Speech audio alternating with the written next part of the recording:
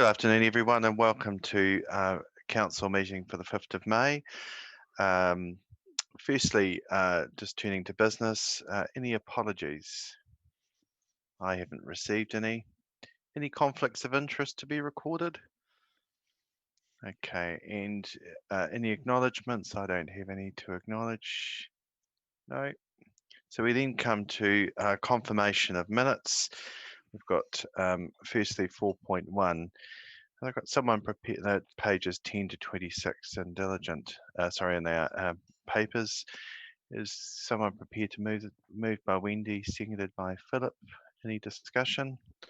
All those in favour, please say aye and indicate by thumbs up. Contrary, declare that carried.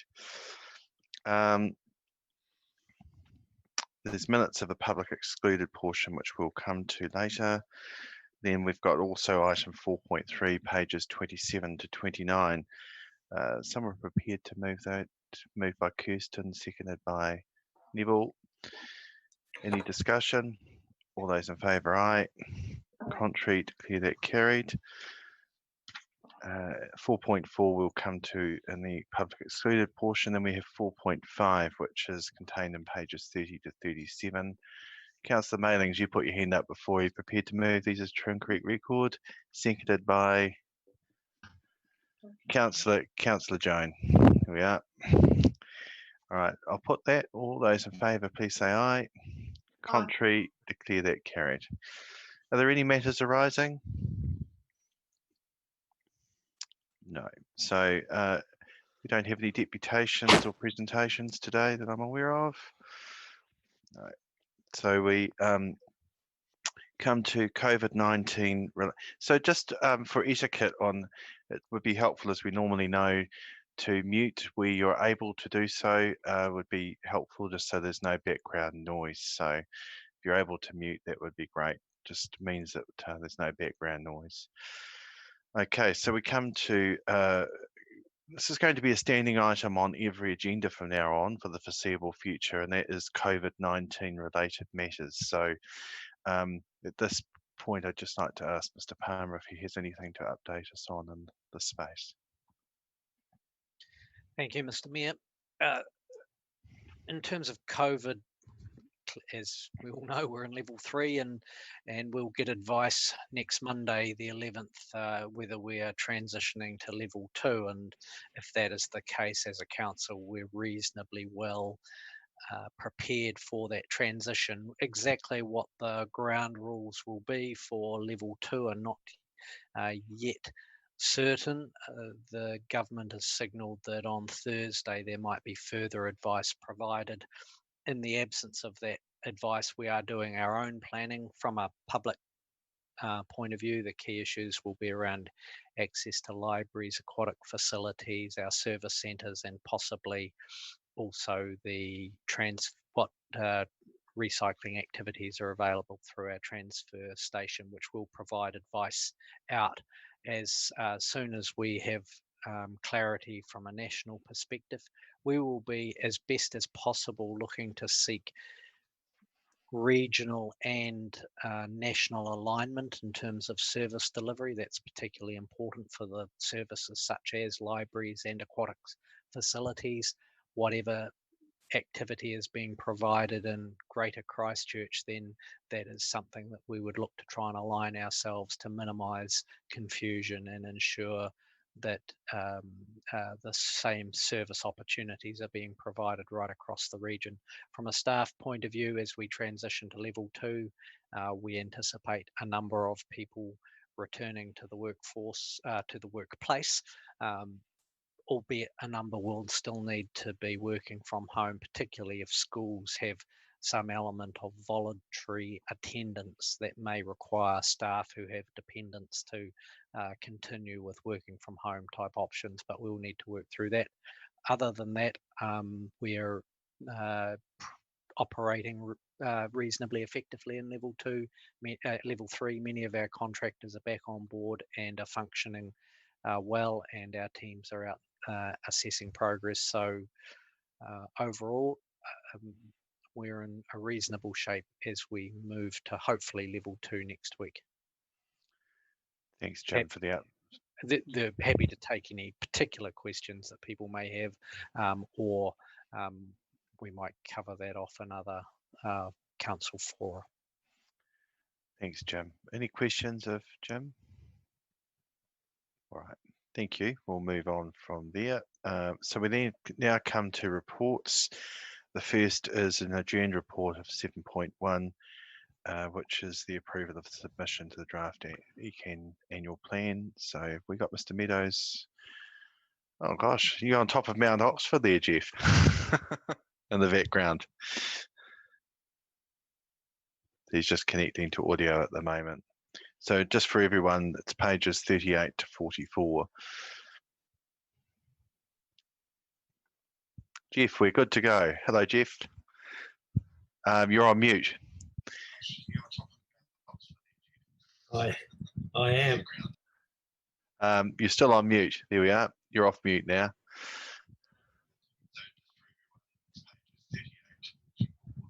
Okay. Jeff, so thank you for your report. Would you like to speak to your report there? Yeah. Can you hear me okay now? Yes, we can. Yep. Okay. So just switch that off. Yes, the submission to the ECAN annual plan is a retrospective approval, and it closed on the 25th of March, and the report was put on the table for council consideration. So this report is now for retrospective approval of the submission to the ECAN annual plan. Sorry. Bit of feedback there. Yep. Bit of feedback. And so we, the Mayor and I presented the submission to the ECAN councillors. I can't remember the day it was now, Dan, but the Mayor spoke extremely well to the submission and was really articulate about the main points that we discussed as a council, and I just commend this retrospectively for your approval. Thanks, Jeff. Is there any questions of Jeff? Councillor Redmond, followed by Councillor Doody. Thanks, Jeff. Thanks, Jeff. I have two questions. In terms of the consultative process, has ECAN complied with that? I noticed the hearing, I wasn't able to watch it.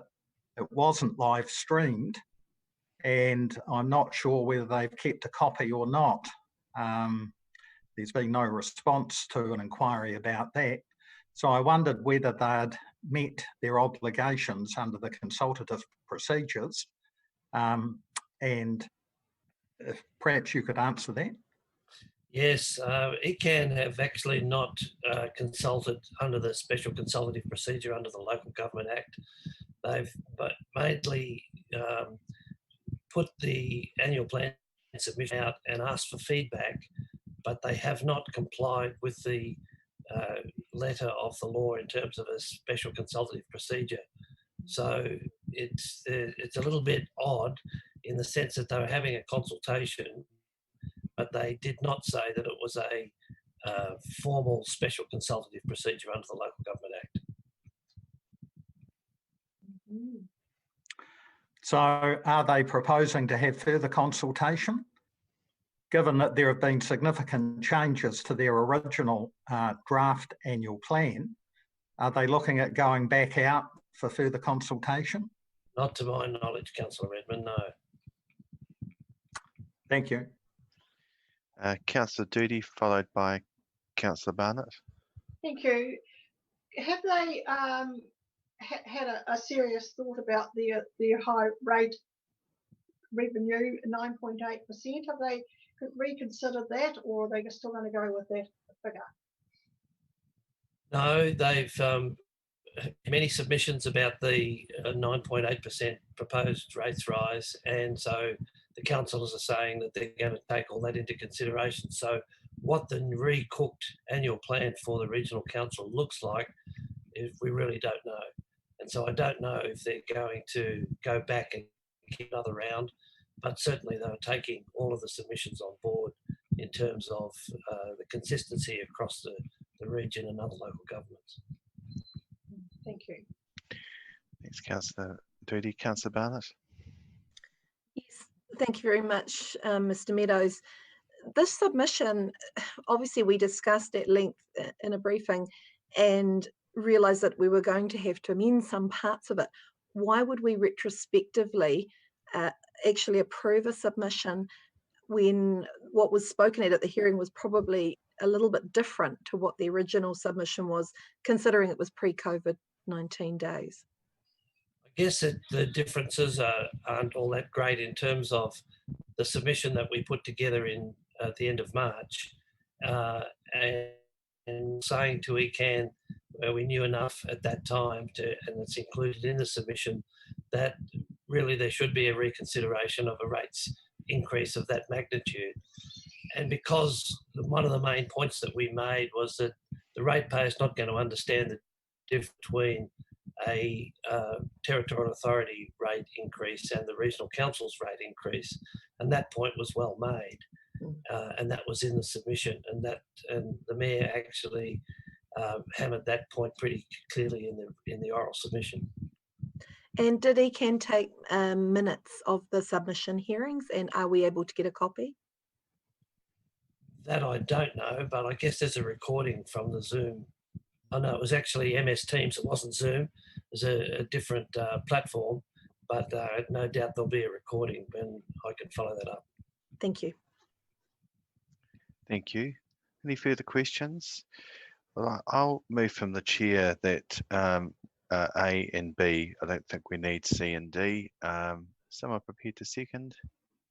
Seconded by Councillor Redmond. Just speaking, thank you, Mr. Meadows, for your generous remarks about my presentation. I took on board the comments that all colleagues made, and I prepared some notes, so I'm prepared to circulate those because they pretty much followed exactly what I presented there, and that was largely lifted straight, just summary points which staff helped me prepare. That was presented to Environment Canterbury. I guess the main points were around the level of rates has been mentioned, but also around the public transport and the $57 increase from the indicated 30. Expressed our disappointment that hadn't been made clear at the time when we went out for quite a considerable consultation in November around Park and Ride, and that represented a 73% increase. I also asked that in the consideration of the Northern Corridor, also timing in relation to COVID-19, that the Park and Ride option be looked at, and the implementation of that looked to be put off for 12 months. Now, I did get a fair number of questions on that, I have to say, but you know, they weren't, and I had some phone calls from ECAN councillors thereafter. So I think there was actually a degree of concern around their costings that they indicated to me, and I'm not sure that they are entirely satisfied that those costings are right. I gained the impression that not with judging their process, but they'd probably look to the delay of at least 12 months, but that'll be for them to determine. I note Councillor Redmond's questions were in very uncertain times, and things around using this technology perhaps sometimes don't match, but I personally found their process of as a submitter easy to get into, and felt we had as a council, we had a good hearing, and appreciated Mr. Meadows being present. He provided all the base of this, but also was able to answer the more difficult scientific questions, which is not my area of expertise, and I did very much appreciate his assistance and presence with us. Councillor Redmond. Thank you, Mr. Mayor. This was a very good submission, and I'd like to thank you and Mr. Meadows for presenting it on our behalf. One of the things that I was concerned about were the percentage increases. To another submitter, I'm told it was only $1 or $2 per week increase. However, if you look at the percentage, it was extremely high, and this district was really penalised proportionately in relation to Selwyn and Christchurch City. So the increases were in the order of 74% for public or passenger transport. So it's a very good submission. I think in hindsight, there should probably be further consultation, because the world has changed with COVID-19. The fact that their consultation put out a much higher figure than they'd previously indicated to our residents, which may have influenced the number of submissions in support of their proposals. So really, I think they should be back to the drawing board personally. But I'd just like to congratulate you and Mr. Meadows. It was a very good submission, and I think we made very good points. Thank you. Thank you, Councillor Redmond. Councillor Barnett? Yes, I would endorse that as well, and I'm sure that the Mayor and Mr. Meadows made some excellent points at ECAN and certainly got our message across. And I thank you for reviewing the submission with us in light of the new circumstances, because that's obviously very, very important.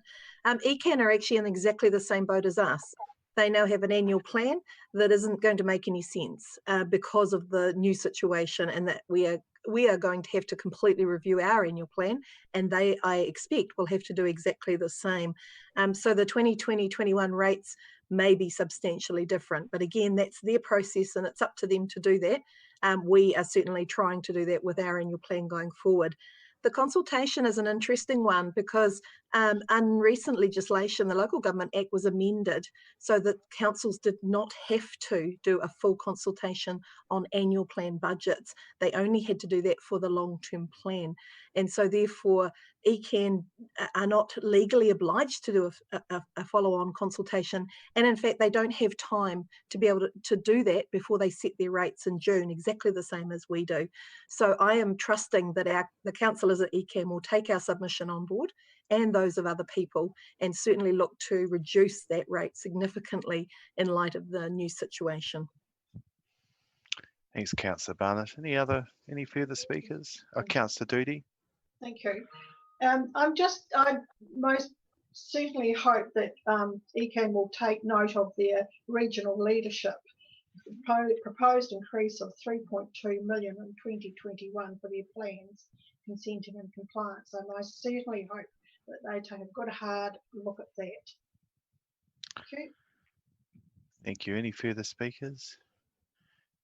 Just briefly in right of reply, I've just sent a copy of the the submission points. So they're all in your inbox, so you can see exactly the points I did speak on.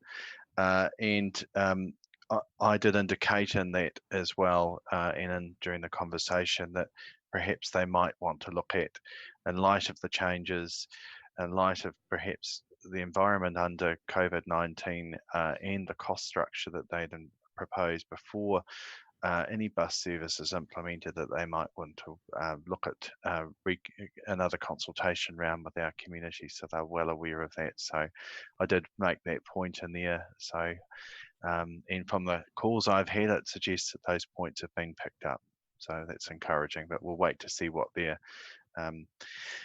consultation round unfolds with. So with that, I'll put the recommendation. All those in favour, please say aye. Contrary, I declare that carried. Great. So we come to, thank you, Mr. Meadows. We come to item 7.2, which is the Waimakariri Water Zone Annual Report, and that's being presented by Sophie, who understands in our waiting lounge.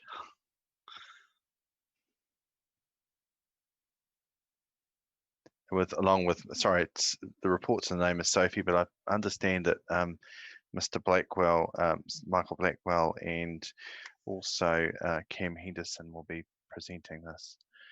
So, hello, Sophie. Are you leading this, or is that being led by Michael in terms of presentation? Do you wish to unmute yourself? You're still mute. You're on mute now. I am. Right. Sorry, Mike's going to lead Hi, this, I Mike. believe. Okay, Oh, thanks, Steve. hello. Thank you. Hi, Michael. Welcome to our Welcome, everyone. welcome to our meeting, and congratulations on. I don't think we as a council have had a formal meeting with you to congratulate you on your appointment. We've had some informal meetings, but congratulations on your appointment as chair. So, I'll leave the floor open to you to present your report. Thank you, Mr. Mayor and councillors. I'll keep it pretty brief because you've probably read the report, and essentially it was written a wee while ago now, so the world keeps moving on fairly quickly. So happy to touch on a few bases. I apologise, I've had to default to my phone, so this might be slightly limited. I couldn't get my iPad going, so technical issues there. Where should we start? So I think really we just need to look at it. The whole thing's a continuum. Zipper put forward a lot of recommendations that this council has thoroughly backed and supported, and I think we're very fortunate to have the WDC on board so strongly with a lot of these recommendations. It's not been seen in a lot of the other TAs around Canterbury. As you know, Plan Change 7, the hearing process is on hold. We are waiting to sort of hear what the new MPS on the fresh water is going to sort of indicate of direction of travel. And now we've got to recognise and be sensitive to the sort of post-COVID-19 situation, that whether this process gets put on hold for a period or whether it continues, there's a wee bit of debate around that. And I think the thing the council, from our perspective, the council needs to be mindful that a lot of the recommendations put forward into Plan Change 7, they work on a reasonably long time frame, 5 to 10 years. So if we stop this process now, it's only going to push those changes further down the track.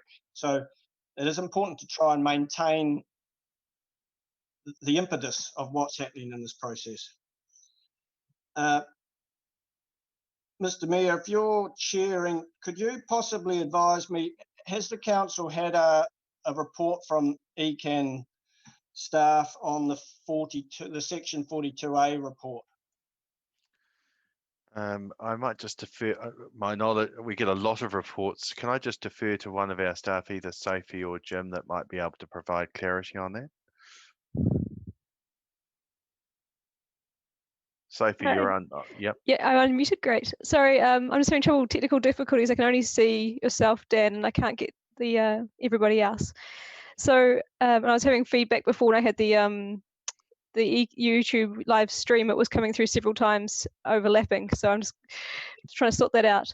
The question was around the Section 42A report. There was a memo prepared by Jeff Meadows to councillors last month, but there's been quite a lot coming through, I think, for councillors to deal with. So what I've proposed is for ECAN planners to come and present to the councillors probably for the June briefing, because the Plan Change 7 hearing has been delayed. It's not going to be in June anymore, so there's no time pressure to have that presentation. So the briefing will be likely next month. You've got quite a full briefing coming up on the 12th of May already.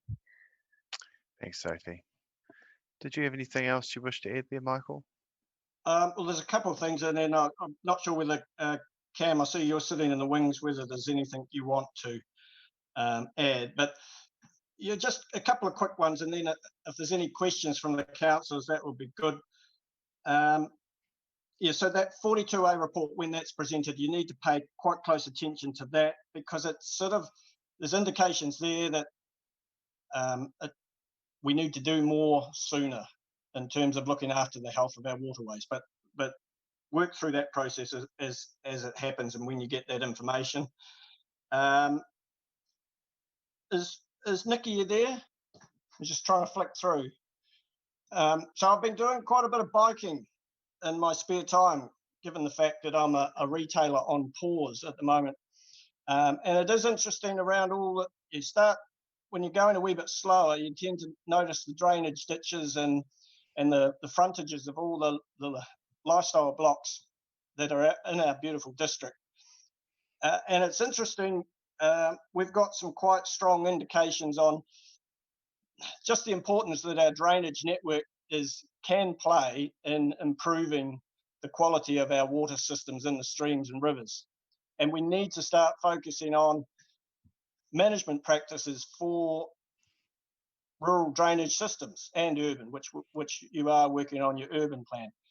So, Nikki, I just wondered at some stage in the next week or two whether you could give me a yell, because I know you've got quite a strong linkage with some of the Ahoko lifestyle blocks, and whether we can work on a educational program there. That was just one small point as an aside. And then the other one, which, look, and this is my own personal boat, because I'm still looking for practical solutions that give us fresh water quality outcomes in a short period of time. And I really want to push hard on the importance and the huge potential that lies in creating wetlands within our rural drainage network. Now, if that's something the council can put forward as a shovel-ready project, then I think it would tick an awful lot of freshwater boxes, it would tick biodiversity boxes, and it would just be an amazing project if we could get something like that underway in our district. So that's my 5 cents worth. I just wonder whether, Cam, you would like to add anything?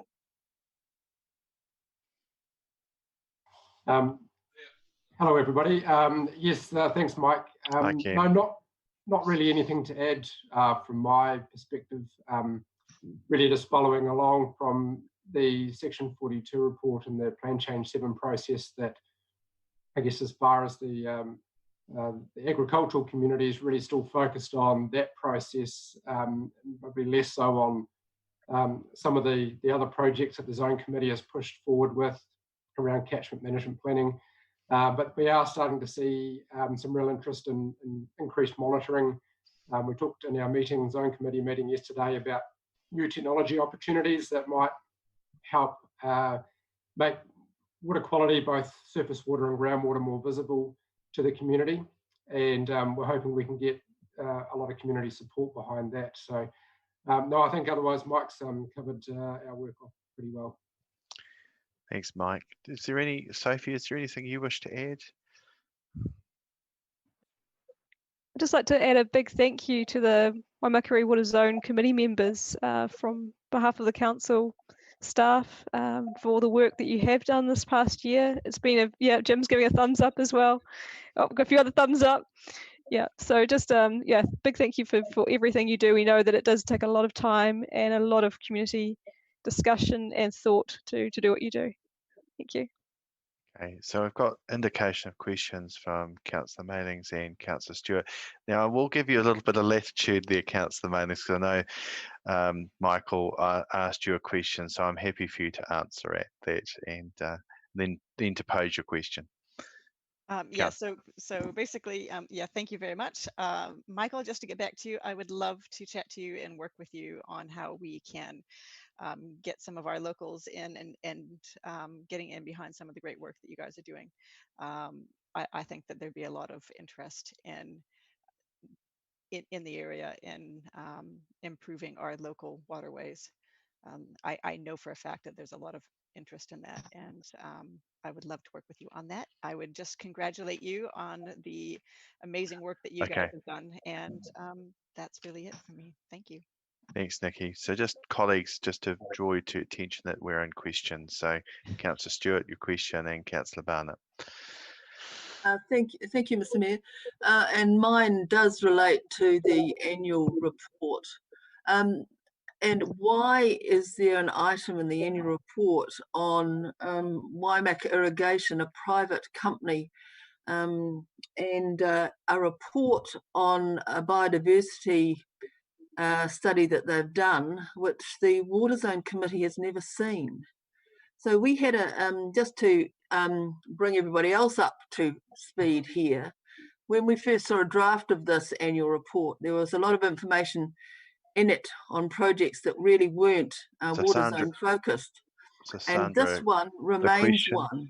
Yeah, that was the question. The question is, why is the Waimakariri irrigation project in this annual report when the Water Zone Committee has never seen that report and has nothing to do with that project?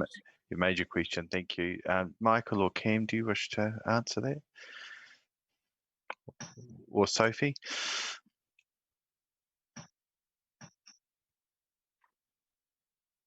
Michael. Yeah, I'll defer to that. Sandra, I'll have to have a look back into that.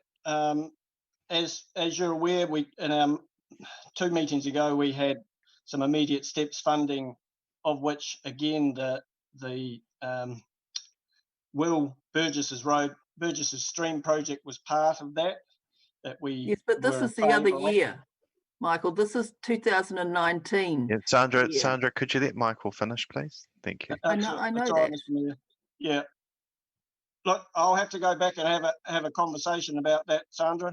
As you know, the report comes from several sources, so if it's a concern for you, I can follow it up. Well, it shouldn't be there. Thank you. Does Cam or Sophie wish to add anything to that, Cam? I see you've unmute.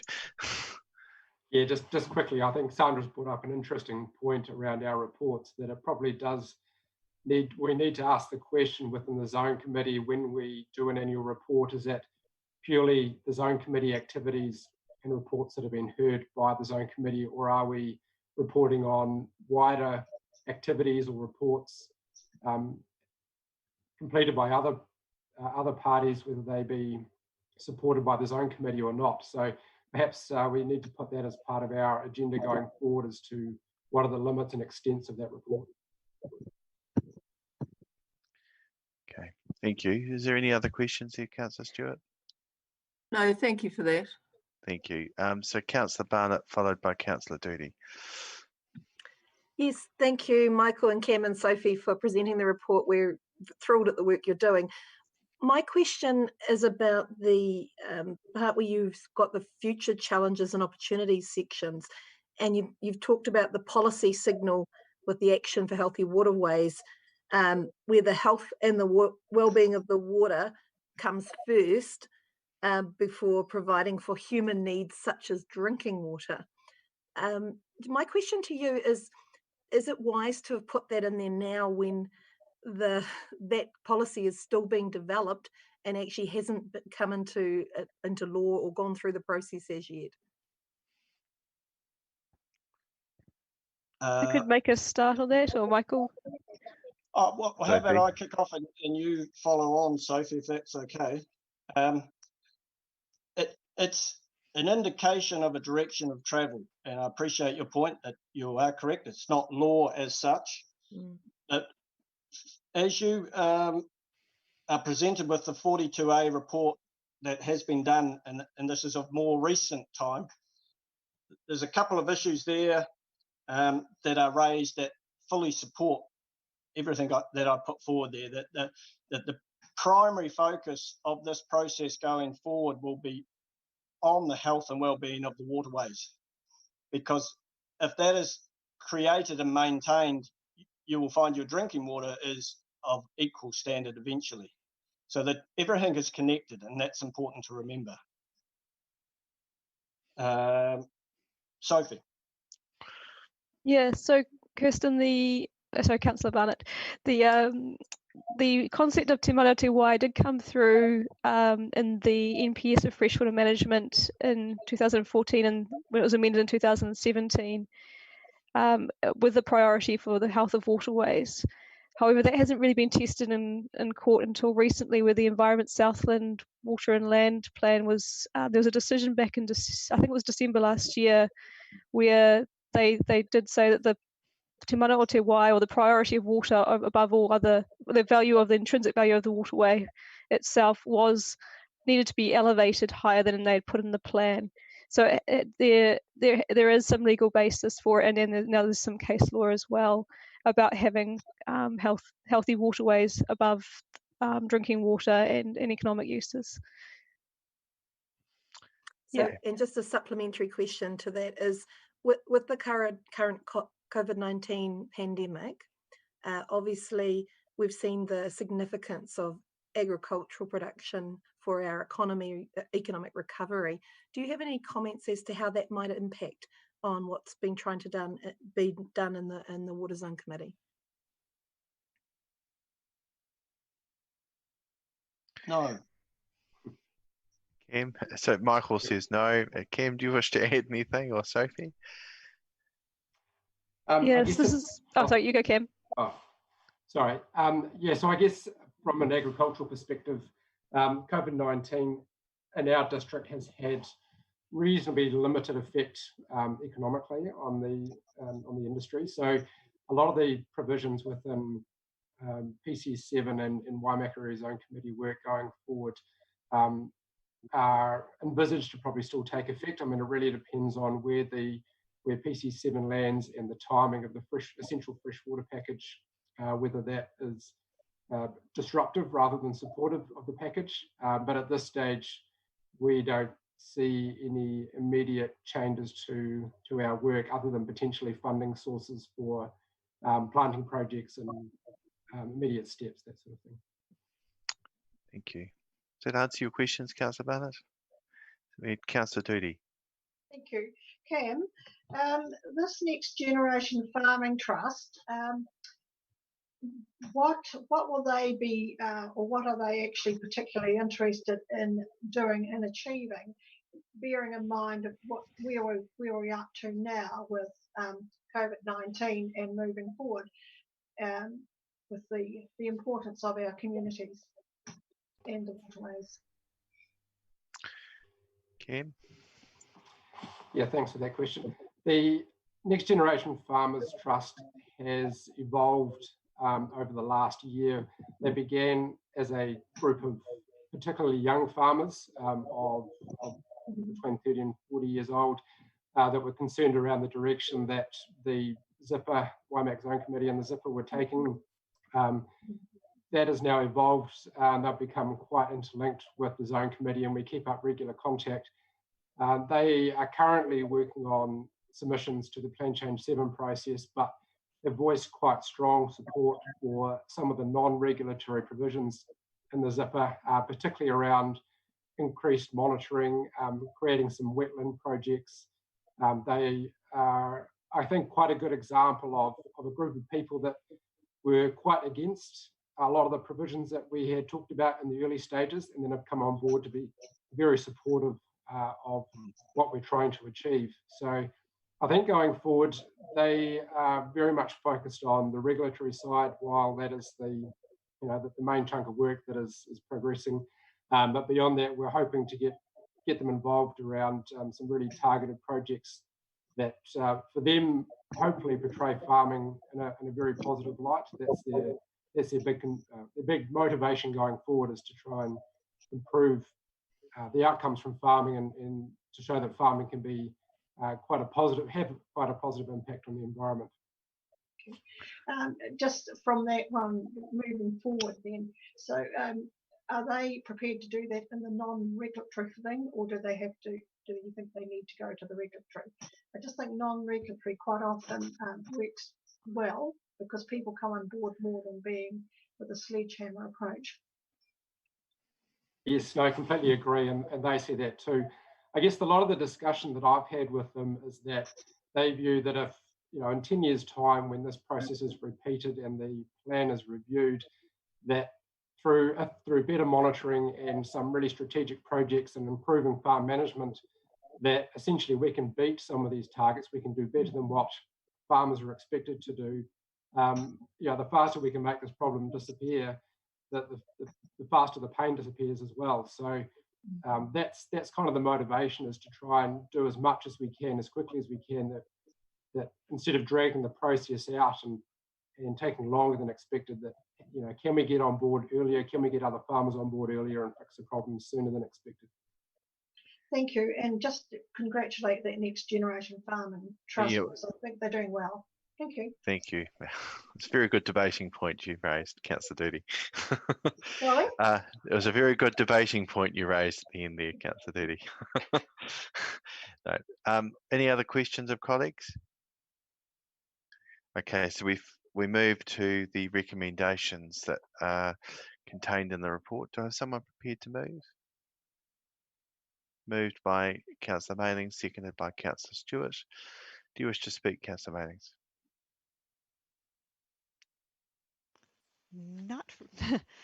Not in particular, except for the fact that I would just like to congratulate the Zone Committee on what they've achieved thus far. I think that they've got a long way to go, but they're headed in the right direction. And I would just like to move to receive and on with that report. Thank you, Councillor Mailings. A, B, C, and D. There you go. That's right. Found Yep. it. Excellent. Councillor Stewart. Thank you, Mr. Mayor. I do want to say a few words. I do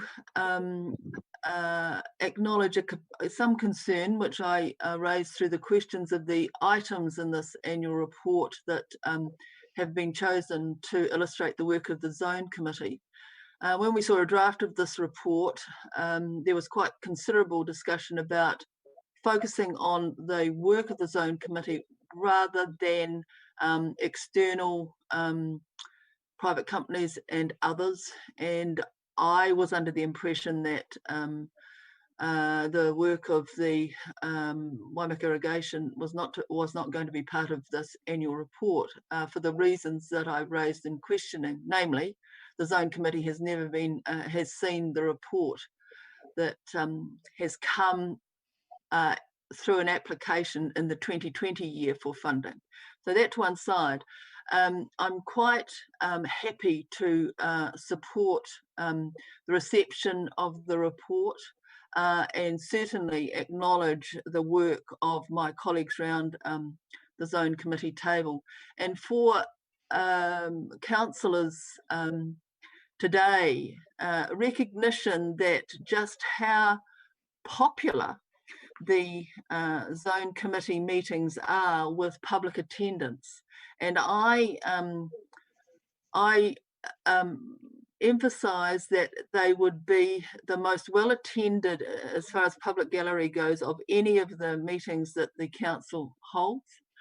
And that to me indicates the level of interest, commitment and support for where the Zone Committee is trying to move the reversal of the degradation of our freshwater resources. So I know that it's a very difficult, going to be a very difficult few years ahead, but the message I guess I'm saying here in reception, urging, seconding the reception of this annual report is that people do want to see massive progress in the reversal and improvement of our fresh waterways. And we would not keep faith with our community if we didn't recognise, and even in these difficult circumstances, don't put resource and commitment as a council into making that happen for our community. Thank you. Thanks, Councillor Stewart. Any other speakers? I just like to can I just acknowledge Councillor Stewart for her passion and enthusiasm in this area. Sandra keeps us very well briefed as to the progress of the Water Zone Committee, and we couldn't have a better councillor in that space to keep us in the right in terms of making sure that we are kept briefed. So thank you, Councillor Stewart, for your commitment. And I'd like to acknowledge Michael and Cam for your role and the role of the Water Zone Committee. I think you do an excellent job in keeping us abreast of the changes, and also it's a very challenging space, particularly as questions have bore out around in light of COVID-19, the work of the Joint Committee and prioritising work. There's a lot of change going on in the sector around essential fresh water, as Cam mentioned, and the MPS and the Plan Change 7, which of course is the process that we're under at the moment. So it's certainly something our council is kept well abreast of. We're a partner in this. importantly in the Plan Change 7 environment. And I'll look forward to seeing the section 42 and reading that in detail. So thank you for drawing that to our attention, Michael. Any other speakers? I had Councillor Redmond from looks of it. Councillor Redmond. Thank you, Mr. Mayor. I'd just like to acknowledge David Ashby, the former chair, and thank him for his work, and wish Michael Blackwell all the best going forward, Michael. The committee is one I quite enjoy going along to and observing when I've got the time. And it's not going to happen overnight, but I'm sure it will happen. So thank you and your team for what they're doing. Thanks, Councillor Redmond. Any further speakers? Councillor Mailing's right of reply?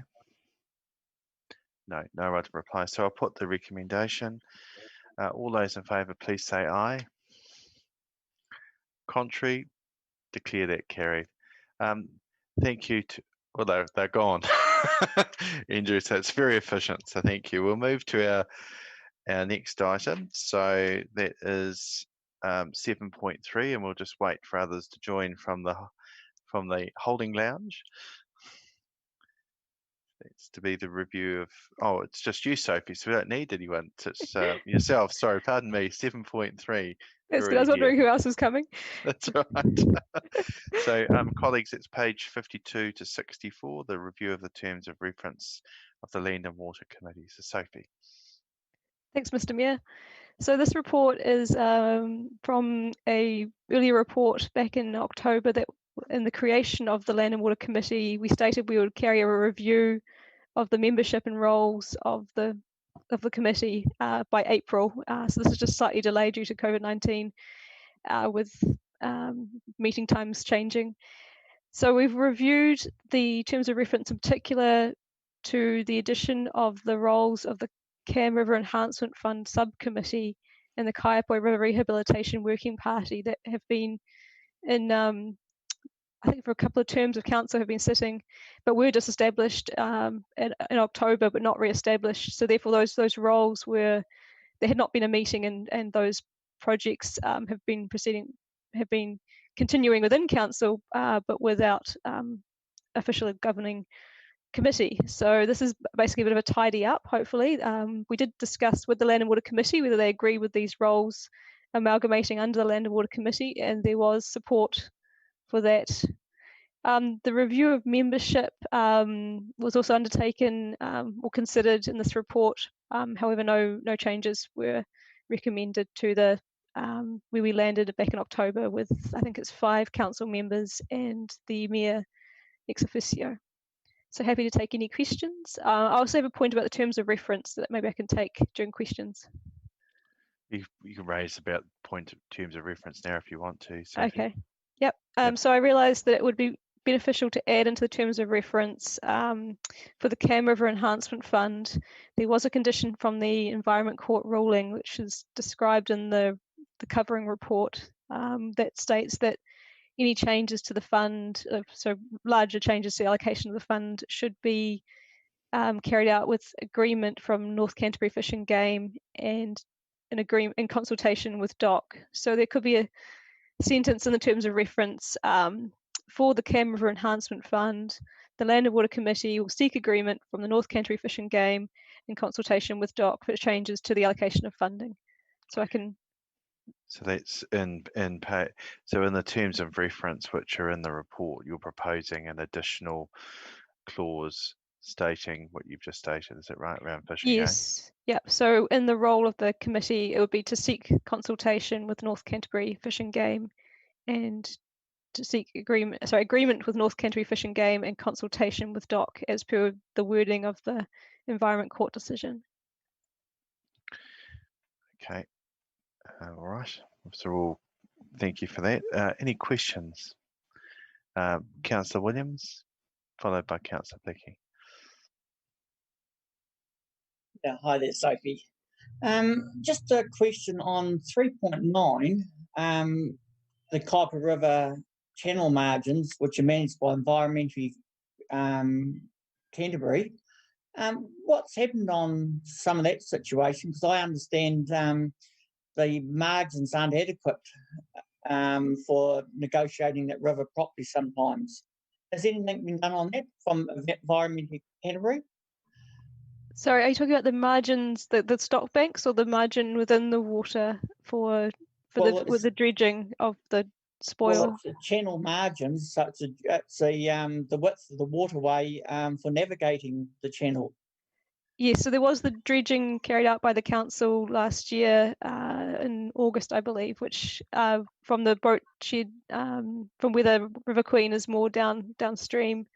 There is some more dredging required, but we've achieved enough for the Coast Guard to be able to use to access their boat out to sea any time of the year, and for the River Queen. Yeah, so there's some additional dredging, but that work has been successful so far.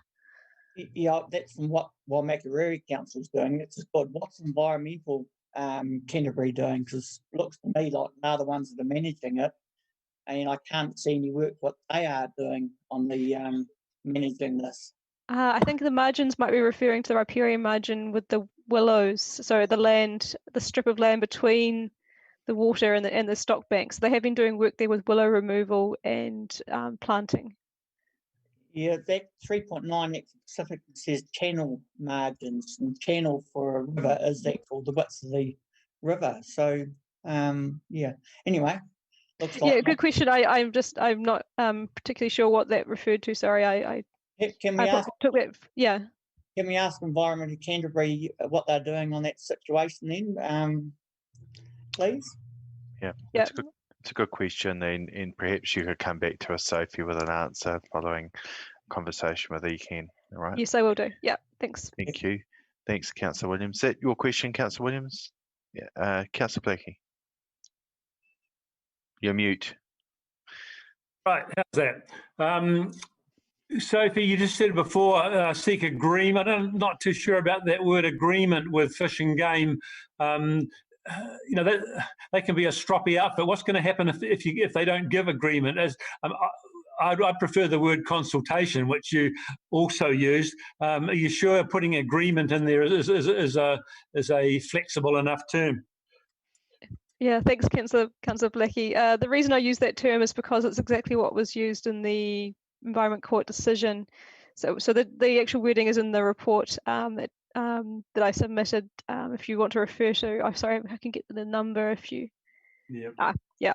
So it does talk about agreement with North Canterbury Fish and Game and consultation with DOC. However, we have been working with these parties already to allocate funding. So we have had agreement with North Canterbury Fish and Game have been very cooperative, and Scott Pearson was on that committee for quite a while, and it has been very successful to seek that agreement with Fish and Game. Okay, thank you. Just asking a question, how time conscious is this report? Because I'm wondering if you do want to seek a change to the terms of reference, whether you're ready to go away and reflect on that wording and then perhaps bring it back to our next, we could lie this on the table and bring it back to our next meeting. If it's not time conscious, maybe it's better to reflect on the wording and then bring it back. Is that what do you think, Sophie? Yeah, that's possible. We're hoping, so the Land and Water Committee will meet in June, but there's nothing that's pressing for any changes to, at the moment we're carrying on with the allocation of the Cam River Enhancement Fund as per decided already, and the Kaiapoi River Rehabilitation Working Party. So there's nothing pressing for decision making with those projects. Don't know how others feel, but I think I'd rather it properly considered and come back with a clause in there that reflects something. Sorry, you had a question there, Councillor Barnett, but I'll just indicate that I'm going to perhaps test the meeting with a procedural motion after questions. Councillor Barnett. Yes, I was just actually backing you up, Mr. Mayor, because I also wanted to, it's been a long time since we had the last Land and Water Committee meeting, and I just wanted to clarify that the previous members of those groups are quite happy with the way we're going forward, and whether there's been any consultation with them going forward. They didn't appear to be in the report. Is that possible, Sophie? There was some discussion. Well, I wouldn't say discussion, but there was a notification to the former members of those groups that we were looking at disestablishing and having those roles coming under the Land and Water Committee. Yeah, because they weren't re-established, it happened quite suddenly with the electoral term. They no longer existed when they weren't re-established, and so there has been no formal consultation with them. Okay. Yeah. Okay, Councillor Doody. Thank you. Sophie, 6.1.2, does that clarify what's said in there enough for us to vote on it? Sorry, I just need to get into my Citrix. I've only got one screen. Oh, okay. Well, it just says that the Cam River Enhancement Fund Subcommittee has allocated the budget fund, which it says, and it's February 2020, the balance of the fund was 194,454. And if there were significant changes to the allocation of this fund, alignment with the proposed of fund, consultation with DOC and agreement of North Canterbury Fishing Game would be required as per the Environment Court decision. Does that really cover it? Yes, so that's the clause that I was referring to. Sorry, I should have had the number in front of me, but that's the one that where it would be very similar to wording that would go into the terms of reference. Right. So would we be able to pass it with that as what it's written there, or do you want to change it? I'm happy to pass it as there because it's almost a direct quote from the Environment Court decision. Yeah. Any further questions? So what I'm proposing is it lays on the table so that the wording is properly reflected in the terms of reference and then just comes back to our next meeting. There's no time pressure on that. So look, I'm going to test the meeting on that unless there's a so I'll test the meeting that we just lay this report on the table to come back to our June meeting with revised terms of reference. Yeah. Do I have a seconder? Seconded by Councillor Blackie. It's a procedural motion, so there's no debate. So I'll put that. All those in favour, please say aye. No. No. No, aye. Sorry. So, and those who are against, say no. No. I declare. So can I just have a show of thumbs for those in favour? Oh. Yeah, I declare it carried. Thank you. Thanks, Sophie. So if you can just bring that back to our next meeting with those revised terms of reference. Thank you. Yes, sir. Thank you. Well, you're gone. It's a very efficient system around here. So thanks, Sophie. All right, we come to item 7.4, which is the submissions to the GPS. So staff that are joining us here, Mr. Meadows and also Vanessa Thompson and Simon. Yeah, sorry, Neville. Just, I don't know whether anyone else has experienced it, but a big slowdown in connection here. Some of your words are just breaking up. Okay. Sorry. Can you hear me okay now? I can hear everyone else, so I'm sorry if my. I can too. I can. Yeah, I'm good. I'll change. I'll change while we're talking. I've got two with fibre. I've got two different connections on it, so I'll change connections and see if that makes any difference while we're doing. So, the report's page 65 to 96. So, Mr. Meadows, are you taking the lead on this? Yes, I'll take the lead. The report's in two quite distinct parts. One's on the government policy statement on land transport, and the other's on accessible streets and the package of regulatory reform, and Vanessa will talk to that. After this council, there's going to be a briefing by Gerard Cleary on the government policy statement for land transport to get a flavour of the council's views. I haven't written the submission yet, but I will write the submission following the briefing this afternoon, and then give opportunity for councillors to see what we've written. But the purpose of this report is to get clearance from council for the mayor and the chief executive to sign off the finalised submission. So rather than debate the contents of the GPS at the moment, it would be better to perhaps leave that to the briefing at the conclusion of the council meeting.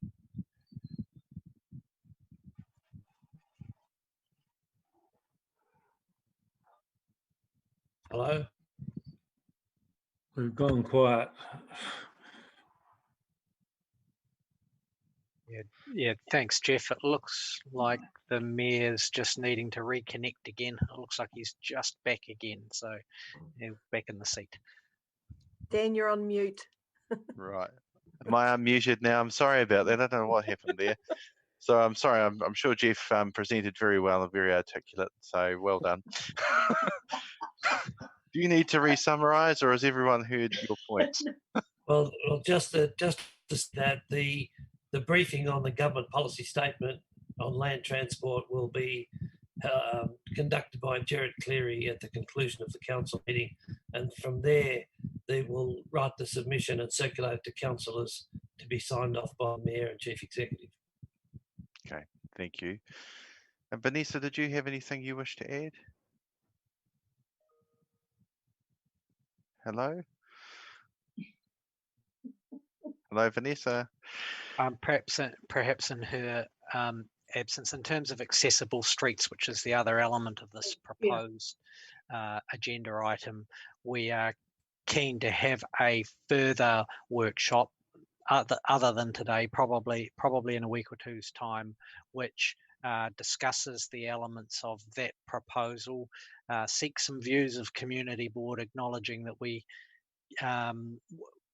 won't get perhaps as much engagement as we'd like on from community boards, but we'll try and seek as best we can to get views back from them about that and try to put together a submission, because there are some elements of that proposal which are certainly of some significance and concern to us. So that would be a separate proposal, a separate submission that will need to be circulated once we've tried to get a consensus view on what the key themes of our submission would be, and get that away by the 20th of May, with hopefully the mayor and I being able to sign that submission off once we have got your agreement to what's proposed. Thank you.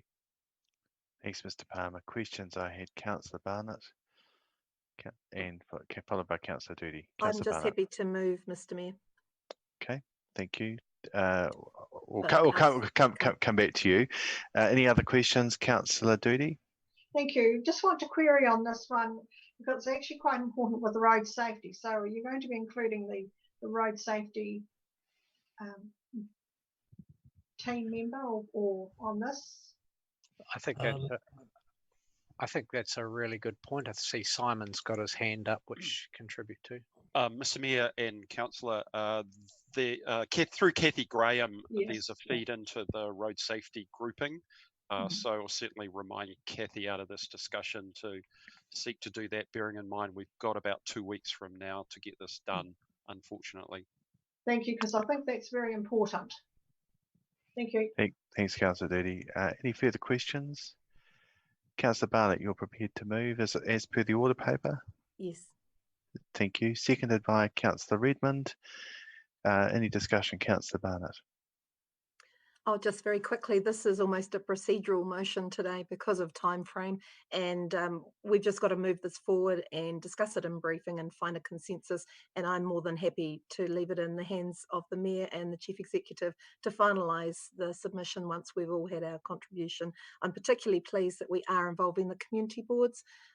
It's been a bit tough for them with them not having meetings, so I think it's essential that we get their views from a community perspective to go into these submissions as well, but particularly into the accessible streets. So I'm very pleased to see this report come forward. Thanks, Councillor Barnett. Councillor Redmond, do you wish to speak? Just briefly, Mr. Mayor, it is a procedural matter. It is something I think we should submit on. In my reading of it, there are a number of significant things: buses, bicycles, pedestrians, receiving precedence over motor vehicles, perhaps, putting it simplistically. But those are matters we can discuss in formulating a submission. So I think it is something we do need to comment on, otherwise it'll happen. Thank you. Thanks, Councillor Redmond. Any further speakers? Okay, right of reply, Councillor Barnett? No. So I'll put the recommendation. All those in favour, please say aye. Contrary? Declare that carried. Thank you. Thank you. Thank you to our staff. If you're still here, yes, you are. Jeff and Vanessa and Simon. Thank you. All right. The next item on our agenda is 7.5, which is to do with Plan Change 29 Somerset Villages, pages 97 to 103. So we're joined by Matt Bacon and also Sam Keeley. So Matt, are you taking the lead in this? Yep. So you're all, so you can unmute, Matt, and thank you for your report, and we look forward to your commentary. Great, thank you, Mr. Mayor. I'm actually going to pass over to Sam Keeley, who's just joining us in now to present the report. Thanks, Matt. Sam. Good afternoon, councillors. I am happy to take the report as read, but we'll just go through some key points. We've received a private plan change application from Somerset Villages Limited to rezone the land at 141 Southbout and 104 Townsend Road from residential 4B to residential 2 zone and include a provision to enable a retirement village in the future. It's stressed that they are not specifically seeking a retirement village with this plan change and only to enable one at this time. The plan change has been put forward and built around the existing framework of the current district plan and is not an application for resource consent and doesn't contain the same amount of detail as a resource consent. We are asking that the committee agree to accept the request to notify the plan change.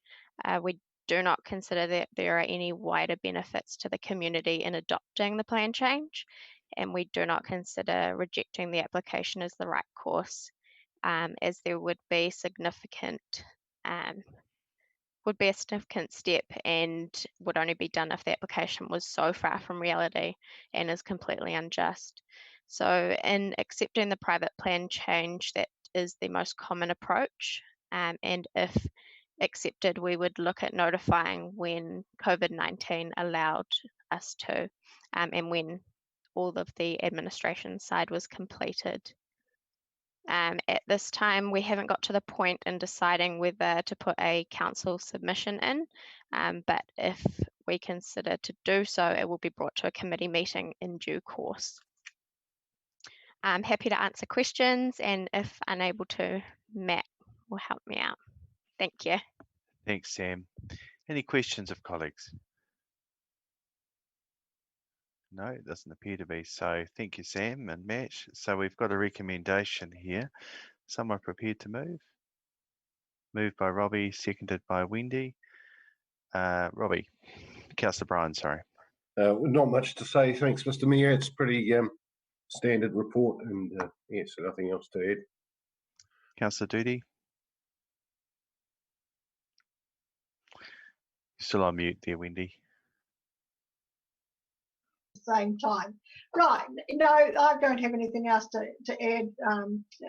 Just it's been well written, and hopefully you get good reports from it. Thank you.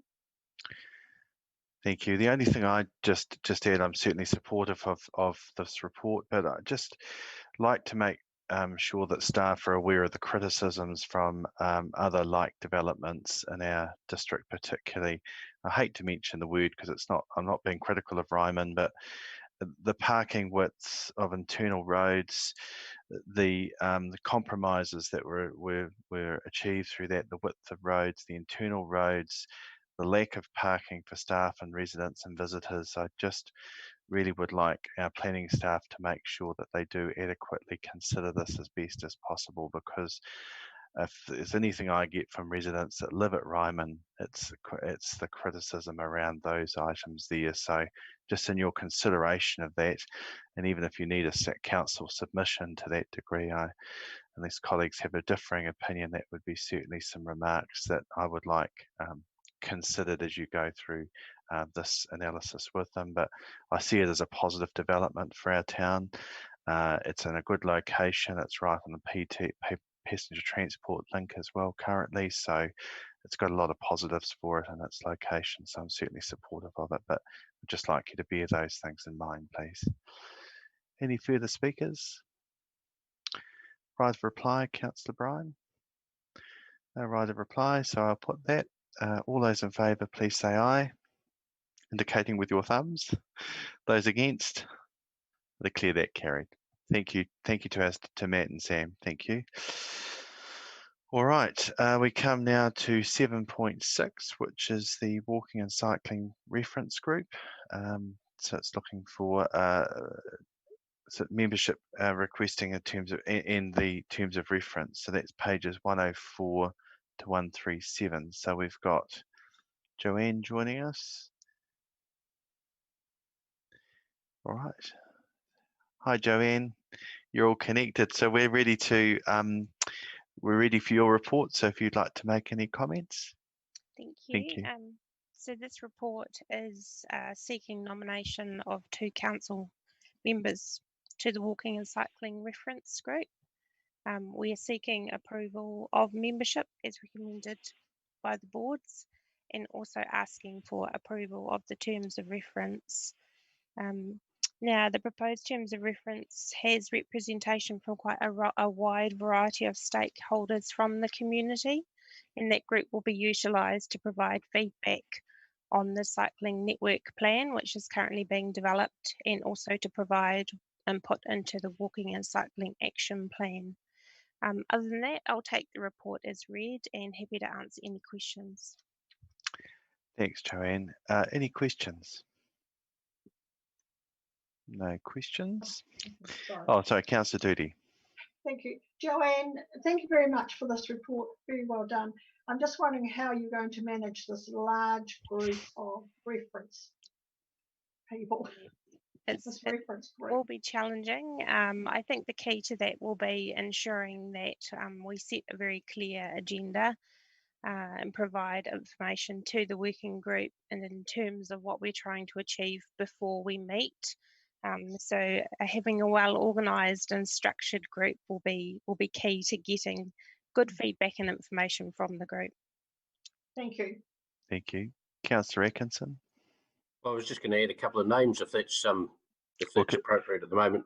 Well, should we just well, there's perhaps you might want to suggest who the names you're thinking of, and then we'll look to see if there's any others. Yes. Okay. Well, I certainly think Councillor Williams with his portfolio, I think it's in his area. So I thought, I haven't talked to these people, I might add, and then of course Councillor Stewart as well. I was thinking of with 2 names that I wanted to throw in there.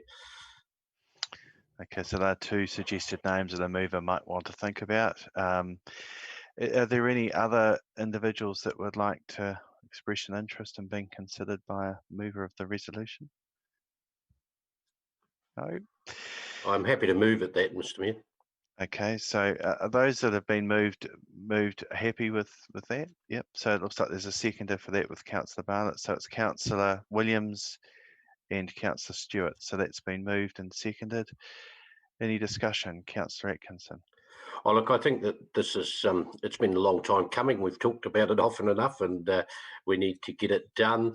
There's some big inherent gaps, in my view, into some of the ways of thinking around this. So that diverse group that you have there is going to be a lot of fun, I think.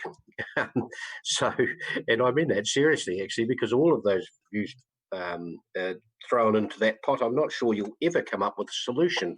Hopefully you'll come up with some form of consensus, but I'm not sure you'll ever get a solution. But look, our walkways and cycleways and all of those things need to be tidied up, and we need some policy and ways of moving forward. We need to be putting down, because there's that many ideas out there. I mean, a good, for instance, is if you look outside our district at Manchester Street and Colombo Street, all I ever hear about that is the diabolical mess that people can't that use it. say that it is, and that comes from mainly cyclists and walkers. So that's one point of view that I seem to get from those particular streets. Yet from the outside looking in, if you were looking at sustainable streets, you'd say, well, that's the ideal. Let's go away and do that. But when you practically do it on the ground, it's a different matter. So actually having this group of people who are on the ground and actually in our community, I think is absolutely vital and important. So I look forward to seeing what comes back on it. Thanks, Councillor Atkinson. Councillor Barnett. Yes, I'd just like to support Councillor Atkinson's nominations. I'm pleased to see there's one city and one rural councillor because often the rural areas seem to get left out of these sort of strategies, and yet actual connections between towns is just as important as connection in the town. So I think this is a really good mix of people to bring along. Again, I think it's going to be challenging, especially with NZTA and the Wood End area being thrown in the mix. It's always one of our biggest challenges for walking and cycling. However, there's some movement in that area, and I think we need to keep pace with the times. People are expecting this now, but we also need to be able to get vehicles from A to B in the rural areas. So that's we've got to find a balance between all of those wants and requirements from our community, but encourage walking and cycling as much as we can. So good luck, and I hope the discussions bear fruit. Thanks, Councillor Barnett. Councillor Doody. Thank you. Yes, I heartily agree with this group on setting up. Yes, and like I said before, you're sure you're going to be able to manage them all, Joanne. The thing is that I just want to, like Councillor Barnett said, I just want you to, this group, to recognise that there are out in the West area that people out there do want cycling as well. You have a lot of cyclists coming up from Christchurch and go around, but we also needs to be passive cycling areas as well. So it's not just one small area, it's a very big area that you perhaps in time will be having to try and cover. Thank you. Thanks, Councillor Doody. Any further speakers? Councillor Stewart. Thank you, Mr. Mayor. And I'm very keen to take part in this this group, even though it is incredibly large and diverse. I do see that the opportunity for the recovery of this district after we get through the COVID restrictions, that some of our recovery will be in our off-road, rural, along waterway trails. And I'll be particularly focused on understanding how we can make connections and tick off a number of boxes, including walking and cycling in the greater, in a sort of a greater perspective of making Waimakariri the place where the population of Christchurch and also our own will be able to enjoy a great network of trails. So look forward to it. Thanks, Councillor Stewart. Any further speakers? Councillor Atkinson, right to reply. You're still on mute. Here we are. Very quickly, I think the diverseness of this will have its moments, and I don't disagree that we need the rural hooked up with the urban hooked up with rural, and our state highways hooked up with everybody else. And it's about actually getting some cost efficiencies in there as well. You know, I mean, I know Councillor Stewart is very keen on that waterway type cover of people walking and cycling.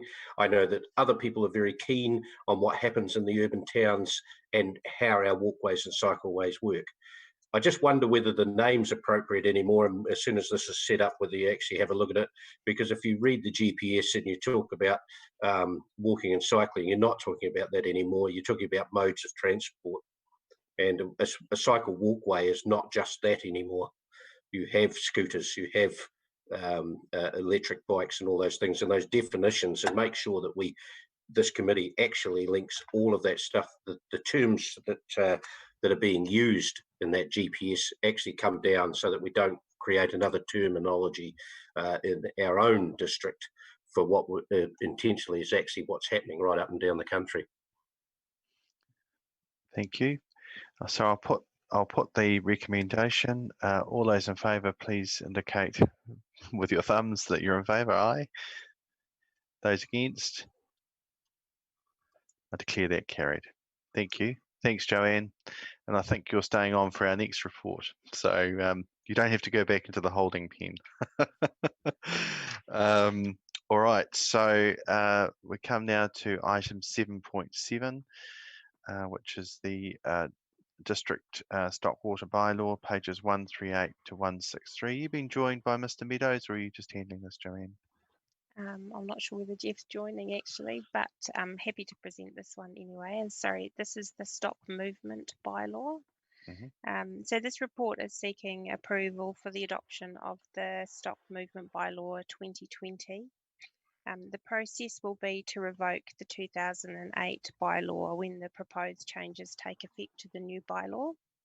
The existing bylaw expired on the 5th of August 2018.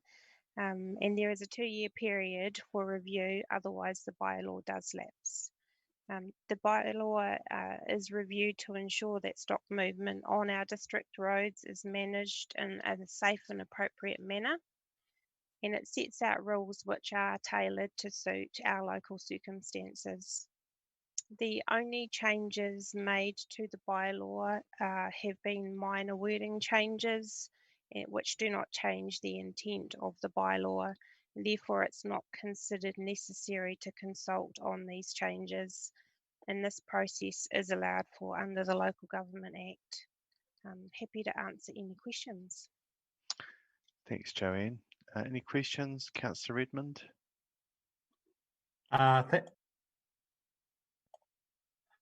Thank you, Joanne. The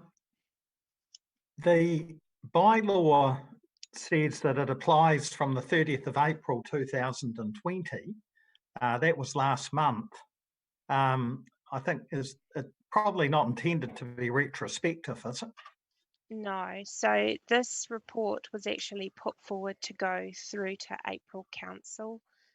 So it was delayed due to the COVID lockdown.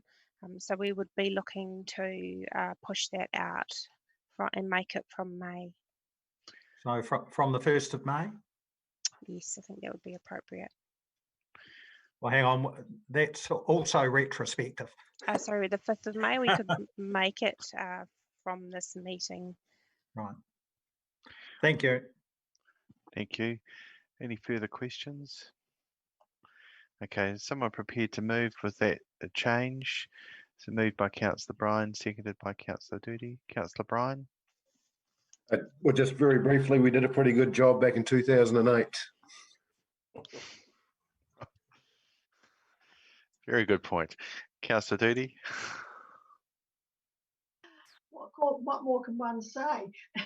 It's been very well done, and just the wee tweaking is excellent. I'm very pleased to having done the stock bylaw beforehand, and I was very interested to see just how well presented this one is, and it meets all the criteria, hopefully. Thank you. Thanks, Councillor Doody. Any further speakers?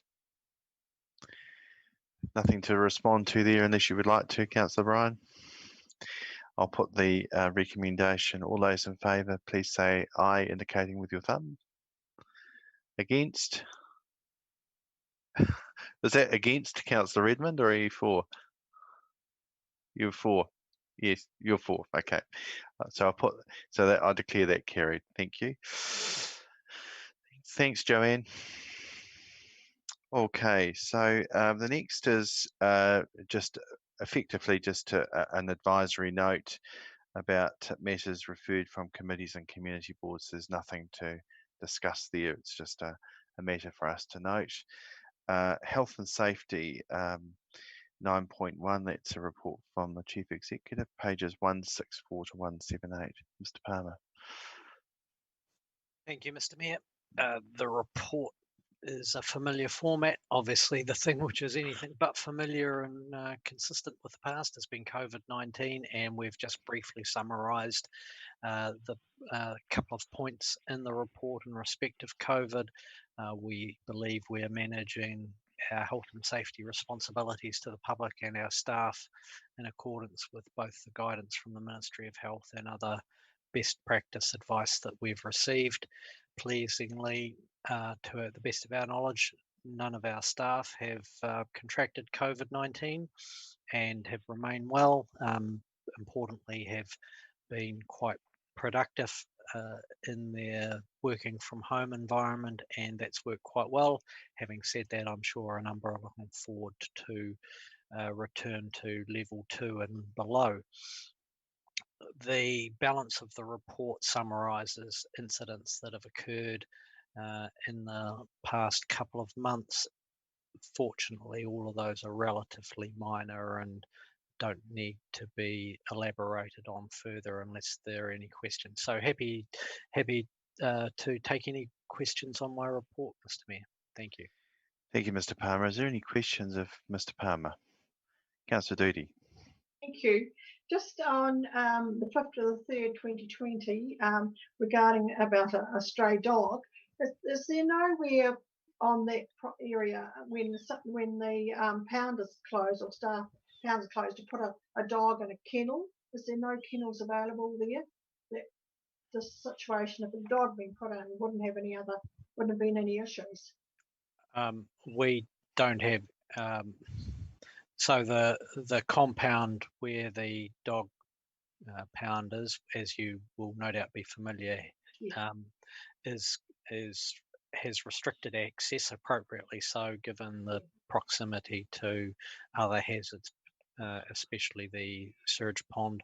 When the facility is closed, there's an opportunity for people to be able to contact our dog control and after hours, but at the moment there is no facility at the gate for there to be a dog crate of any shape or description. That had been considered, and it is one of the issues that is influencing decisions on how to manage, particularly after hours animal management. But it's the number of instances where that has occurred haven't been such that, to my knowledge, it's sort of prompted us to need to act urgently in that respect. Thank you. The reason why I just asked that question is the police, Oxford Police, have a dog kennels up there, which works very well. And I just thought the same could have been done down there, not at the police station, but somewhere. Okay. Thank you. Did you wish to respond to that, Mr. Palmer? Are you? No. Okay. Okay. All right. Councillor Redmond. Thank you, Mr. Palmer. On page 175, there's a graph, and there are a high number of unclosed cases in July and August last year. I just wondered if there was any reason for that cluster. There were in both months. There were one case that's that hasn't been closed in each of those months. I'm not sure why they haven't. I can follow up on that and ascertain. I'll do that and give you some advice back. Thank you, Mr. Palmer. Any further questions? Thank you. We have a recommendation. Someone prepared to move? Moved by Councillor Redmond, seconded by Councillor Doody. Councillor Redmond. You're on mute, Councillor Redmond. So. This is a trap for young players. I've got no further comments. I always enjoy reading these reports and see what's happening on the ground. So I'm very pleased to move to adoption. Thank you. Councillor Doody. Thank you very much. This report's very well presented and gives us a good indication of what's happening with health and safety. Thank you. Thank you. Any further speakers? I'll put the recommendation. All those in favour, please say aye. Aye. Indicating with your thumbs. Contrary, I declare that carried. Great. Thank you, Mr. Palmer. So now we come to committee minutes for information. They're contained from pages 179 through to 230. It's a recommendation there that the information be received, that the reports be received. Councillor Atkinson, happy to move. Seconded by. I'll second it. Do you wish to speak, Councillor Atkinson? No, and I don't wish to speak. Councillor Redmond, did you have something you wish to say? Yes, Mr. Mayor, there's something you might like to take note of in the minutes 10.2. I think there's a typo that refers to Councillor Atkinson as Mayor Atkinson. So I'm assuming unless something happened I'm unaware of, it's probably Deputy Mayor. It would be great if you take a lot of notice to that. Thank you. Okay, I'm sure that can be, that note can be amended in the minutes. So with that note, we can. Thank you. Any further? Anyone else wish to speak? I'll put that with and noting that correction.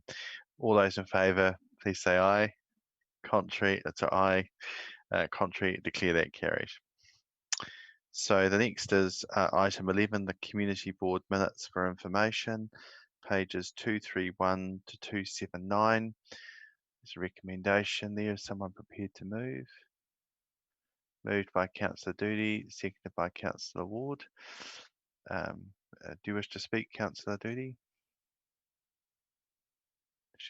Councillor Ward? No, I'm good, thanks. Thank you. Any further speakers? Oh, God. Okay, I'll put that. All those in favour, please say aye. Contrary, declare that carried. Great. So, Joan, you're on mute, unmuted, just so you know. I pushed the wrong button. That's all right. Any report? No reports for information. I come to the Mayor's Diary, 13.1, pages 280 to 284. Someone prepared to move the reception as per the recommendation? Moved by Councillor Mailings, seconded by Councillor Blackie. Councillor Mailings, do you wish to speak? Just I can see you've been a very busy man, and yeah, thank you for your continued efforts. Thank you. The seconder was Councillor.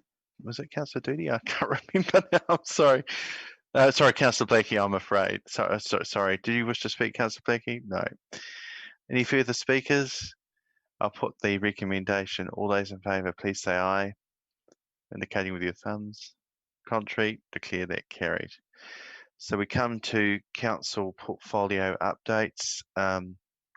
First one is 14.1 EB relationships. Just to say that we had a mahi-tahi scheduled to happen the week we went into lockdown, so obviously that didn't occur. But Jim and I have had a Zoom meeting with Tamaiti just to make sure that we were keeping connected with the local marae at Ngāi and what was occurring down there. There were a number of points that we discussed on there. We've got a further Zoom this coming week just to keep connected. But I know Sarah's trying to put together a date for the next mahi-tahi committee, but I didn't really have any major items to update from that. They'll be, if there are any other points, we'll raise those in terms of the next mahi-tahi. I'll give you a briefing prior to that. But it was just simply to keep connected with what's going on through this time, and so we've got a further Zoom this coming Thursday, I think. So I'm happy to answer any questions. Okay.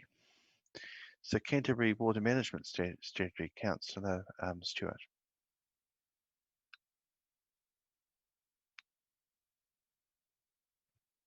You're still on mute. Yeah, I know. I was there trying we are. a new way. You're done. I Good know. work. I know. Thank you. Yeah, since we've been in lockdown, there's been two briefing sessions with the Water Zone Committee. Just really connecting with everybody and seeing what issues have arisen.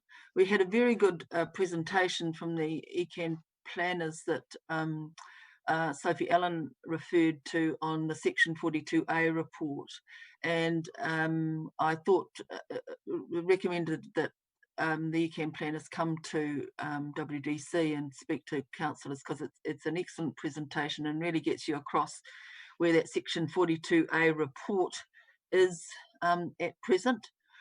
So I thought we might be able to do it next week on the 12th, but it looks like that's full for briefing, so it's going to be June, but that's still quite timely, seeing the hearings themselves have been delayed. Yesterday, when we did have a catch up, there was quite a lot of discussion on what David Parker, the Minister for the Environment, had said over the weekend. You may have heard that the fund for significant infrastructure projects, and there was a bit of confusion about whether this is a second fund to put forward projects with a considerable environmental focus and outcome, and I think it is part of the original money, but still not quite sure. And Sophie was working on that in a combined effort with ECAN and Christchurch City to put forward a sort of a regional focus for some shovel-ready projects that have a significant environmental outcome, which is what Minister Parker was talking about, and he was interviewed on Morning Report on Monday as well about it. It seems that the projects that have come forward for that post-COVID money or stimulus don't satisfy him in as far as their environmental outcomes and perhaps job creation. So the call has gone out again, and Sophie is working with Christchurch City and ECAN to bring together a focus by Wednesday, like tomorrow, where we can perhaps go in with some of the projects that we've got on the go here already, and particularly focusing around the Zone Committee on sedimentation and removal of sedimentation in the Lower Kaipoi River and the Cam River system, which is essentially the focus of Henry Hudson report and the Cam River Fund that we've already got. Still waiting on the resource consent from ECAN on that one. But yes, so there may be an opportunity, and I wouldn't hold your breath, but that we could advance some of the major, particularly on the sediment and wetland creation type of enhancement project. But anyway, having a go at it, and the ones that the whole Zone Committee agreed were worth pursuing, because we've got most of the information, well, we've got all the information there that you would need, which is, you know, the Cam, Tuahiwi Stream, the Cam, and sedimentation and removal in the Lower Kaipoi River, which we've already done all the work for the consent that we're pursuing, well, the work that we're pursuing in the basin, in the middle of town, in the river. So yeah, that's about it. Thank you. Any questions? Thanks, Councillor Stewart. Any questions of Councillor Stewart? Thanks, Councillor Stewart. Thank you. Oh, sorry, Councillor Williams, did you indicate a question? You said about the sediment in the Lower Kaipoi River, about waiting for a resource consent. What do you mean by the sediment in there? No, we've got the consent. That's where we're doing the dredging in the basin outside outside the Port and Eagle. That's the sediment. It's called mud, mate. Mud. Yeah, no. What I thought you said you're waiting for consent, and I was going to say we've already got it. No, it's the Cam. The Cam, we're still waiting for consent for doing the major works on the fund there. Yeah, and I do know what mud is. I've been interrupting these. Okay. All right. Thank you. Any further questions of Councillor Stewart? Okay. Thank you, Councillor Stewart. International Relationships, Deputy Mayor Atkinson. Thank you, Mr. Mayor. We've had a letter from Enchi, which was written to the Mayor, of course, and they were just expressing their concern at COVID-19 here in the Waimakariri. And we've received that letter and written a letter of thanks back to them for their letter. So we probably will circulate that letter as soon as the other one I think is actually leaving today, is my understanding, just to reply to the one. But apart from that, as you can probably understand, there's not a lot happening in the international relations portfolio at the moment. Thanks, Councillor Atkinson. Any questions, Councillor Ward? You might just want to unmute, Joan. Long time, no.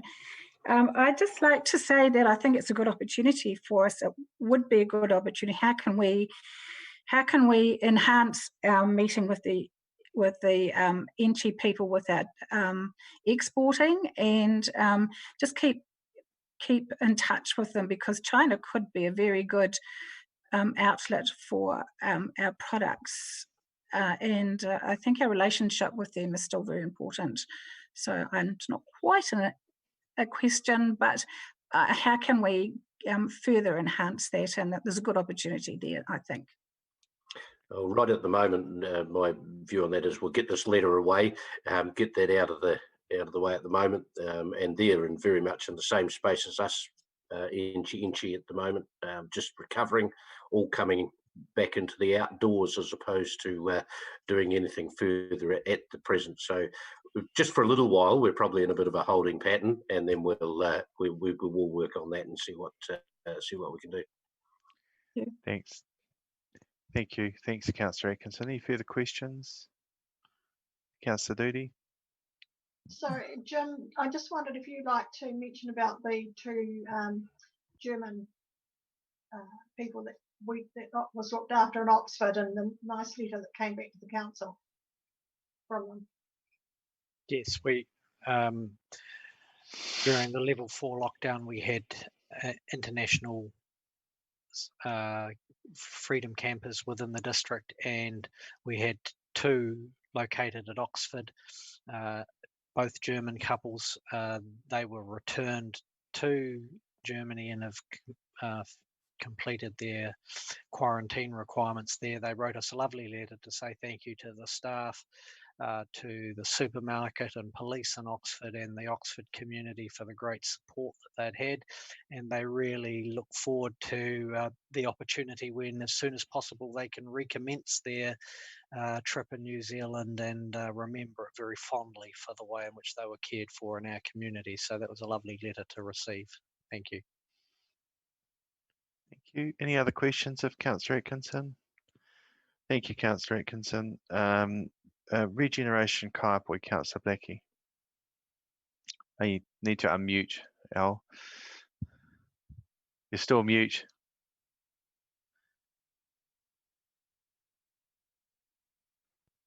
There you are.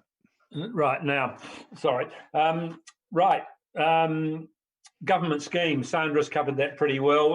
We pricked up our ears at the term, at the settlement word when the particular minister mentioned that, because of course that would include some substantial, the remainder of the dredging in the lower Kaiapoi, and maybe even more than we had planned, and it is very shovel ready, to use that dreadful term. So as Sandra said, don't hold your breath, but who knows. Brent Cairns has put in a question understanding orders about the motorhome pump out station in Charles Street, with the fact that the motorhomes are having to park on the road to use it. In fact, they're not, but he's made a point, but it's under control, and the modifications that he's seeking are in the pipeline. I've talked to Duncan about it. They weren't done when Charles Street was done, because they were to be part of the car park for the ramp at the Coast Guard, which is now in abeyance. So, but anyway, we'll follow that up and get it done. Work on the settling ponds. The contractors have come back in today, I think, today, to start work on taking the now bone dry sediment out of the dredging settlement ponds, which was part of their contract. That's about all the action that's happening down there. There's a few minor issues. Nothing big. With the dog park, we've kept shut. The BMX track is technically shut, although a few are using it. The skate park at Trusilo, we taped it off, and the tape lasted 12 hours before it was removed. And Chris tells me he probably won't bother putting it back again because it'll be gone within another 12 hours. And we've asked the police to try and keep an eye on that. But you know, it is what it is. We had a Zoom meeting this morning with Grant McLeod from Green Space, with Neville and myself. The Karaki car park is sealing and realignment is due to start tomorrow. And one of the locals had come up with an at this late stage, would you believe, seeing it was all consulted about October, has come up with an alteration, and we went through his submission and took it on board. Although we haven't changed anything, we think our planners are right and he isn't. But Grant wanted the input from us, so that's me. Thank you. Thank you, Councillor Blakey. These questions, just firstly for me, the question from board member Cairns, you said understanding order, is that under the community board? He doesn't say in his email. Came out this afternoon. I presume he's putting it to the community board. Yes. Oh, okay. No, I just hadn't seen it for here, so that's okay. Any other questions of Councillor Blakey? Thanks, Councillor Blakey. So item 14.5, climate change and sustainability, Councillor Mailings. Lucky last. Yeah, so yeah, during the time previous to and during lockdown, our climate change and sustainability think tanks have been fairly busy. Veronica Spittle and the policy teams in the process of completing an organization-wide climate change adaptation survey, which inventories the steps that our council is taking or needs to consider towards climate change adaptation. VJ is also working on drafting a climate change policy for council, which will be the overarching document from which they'll then incorporate strategies across the 5 to 6 different work streams throughout council. Trevor in the planning department has indicated that the new data on natural hazards is being incorporated into planning approach, which takes climate change into account, which includes the rapid hazard modeling and the coastal hazards assessment report, which we're just waiting on finalization for. Mike O'Connell has reported to our community boards about the corporate sustainability strategy and to ANR just previous to lockdown against the goals therein. He is currently in the process of developing stage 2 of the sustainability strategy and is looking to appoint elected members, one each from each of the community boards, as elected sustainability champions. Look, I've seen several communications regarding the effect of COVID-19 on climate change efforts. However, the most pertinent observation that I can see is that our situation has highlighted that how we respond is either a golden opportunity to make gains in climate change and sustainability, or we can squander it in the name of cost cutting and status quo thinking. I urge this council to stay the course and focus on green initiatives that will add value to the climate change and sustainability efforts, and I hope our government does the same. And that's really it for me.